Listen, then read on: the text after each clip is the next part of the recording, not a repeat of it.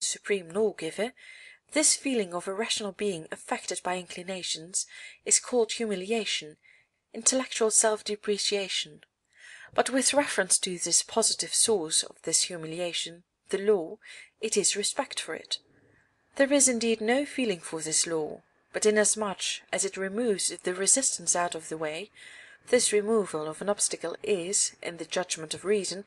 esteemed equivalent to a positive help to its causality. Therefore this feeling may also be called the feeling of respect for the moral law, and for both reasons together a moral feeling. While the moral law, therefore, is a formal determining principle of action by practical pure reason,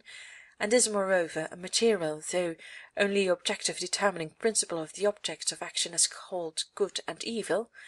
it is also a subjective determining principle, that is, a motive to this action, inasmuch as it has influence on the morality of the subject, and produces a feeling conducive to the influence of the law on the will. There is here in the subject no antecedent feeling tending to morality, for this is impossible, since every feeling is sensible, and the motive of moral intention must be free from all sensible conditions. On the contrary, while the sensible feeling which is at the bottom of all our inclinations is a condition of that impression which we call respect, the cause that determines it lies in the pure practical reason,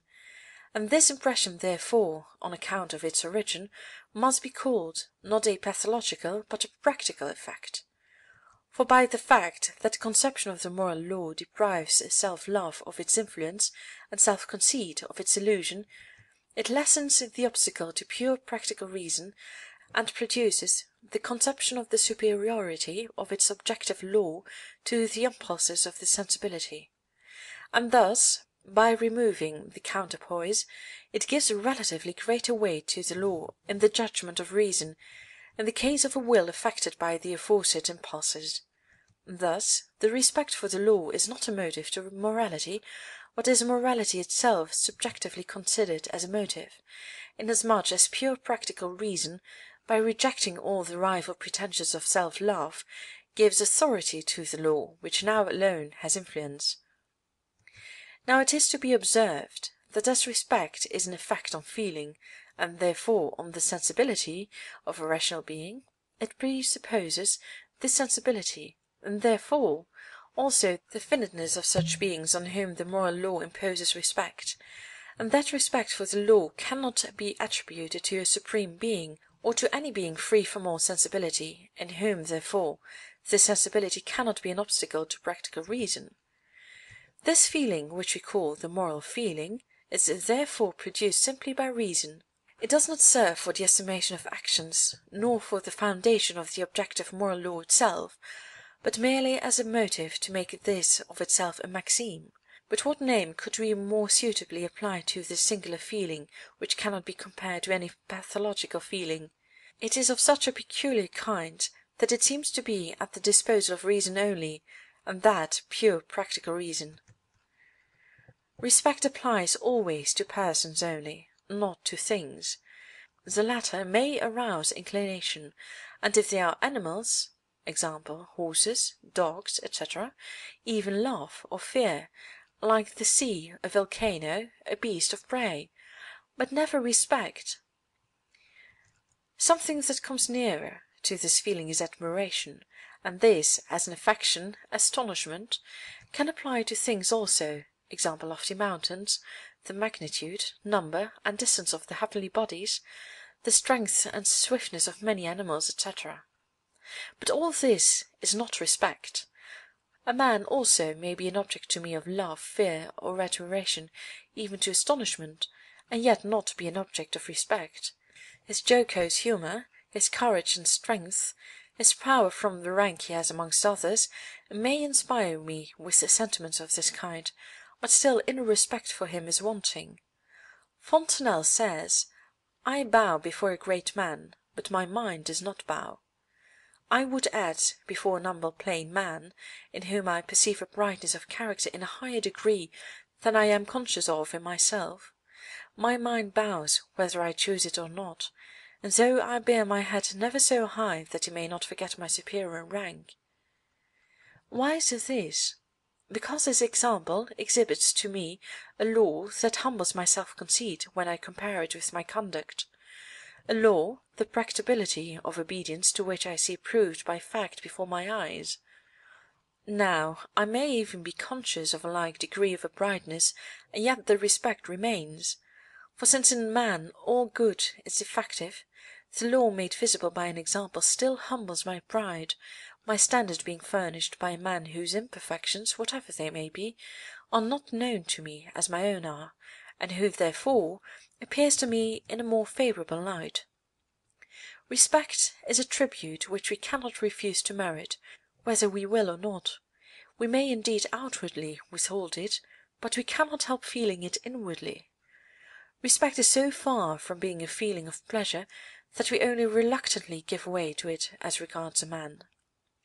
We try to find out something that may lighten the burden of it, some fault to compensate us for the humiliation which such an example causes. Even the dead are not always secure from this criticism, especially if their example appears inimitable. Even the moral law itself in its solemn majesty is exposed to this endeavour to save oneself from yielding it respect.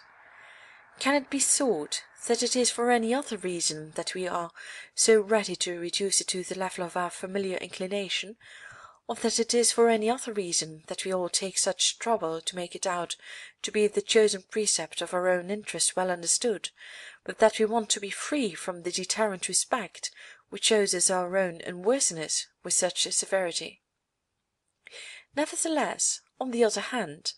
so little is there pain in it, that if once one had laid aside self-conceit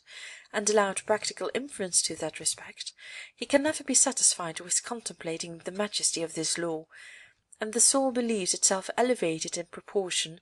as it sees the holy law elevated above it and its frail nature. No doubt great talents and activity proportioned to them may also occasion respect or an analogous feeling. It is very proper to yield to them, and then it appears as if this sentiment were the same thing as admiration. But if we look closer, we shall observe that it is always uncertain how much of the ability is due to native talent, and how much to diligence in cultivating it. Reason represents it to us as probably the fruit of cultivation, and therefore as meritorious, and this notably reduces our self-conceit, and either casts a reproach on us, or urges us to follow such an example in the way that is suitable to us. This respect, then, which we show to such a person, properly speaking to the law that his example exhibits, is not mere admiration, and this is confirmed also by the fact that when the common run of admirers think they have learned from any source the badness of such a man's character, for instance Voltaire's, they give up all respect for him, whereas the true scholar still feels it at least with regard to his talents, because he is himself engaged in a business and a vocation which make imitation of such a man in some degree a law. Respect for the moral law is, therefore, the only and the undoubted moral motive, and this feeling is directed to no object except on the ground of this law. The moral law first determines the will objectively and directly in the judgment of reason, and freedom, whose causality can be determined only by the law, consists just in this, that it restricts all inclinations and consequently self-esteem by the condition of obedience to its pure law. This restriction now has an effect on feeling, and produces the impression of displeasure which can be known a priori from the moral law. Since it is so far only a negative effect which, arising from the influence of pure practical reason, checks the activity of the subject, so far as it is determined by inclinations, and hence checks the opinion of his personal worth, which, in the absence of agreement with the moral law, is reduced to nothing, hence the effect of this law on feeling is merely humiliation. We can therefore perceive this a priori, but cannot know by it the force of the pure practical law as a motive, but only the resistance to motives of the sensibility. But since the same law is objectively, that is, in the conception of pure reason, an immediate principle of determination of the will, and consequently this humiliation takes place only relatively to the pure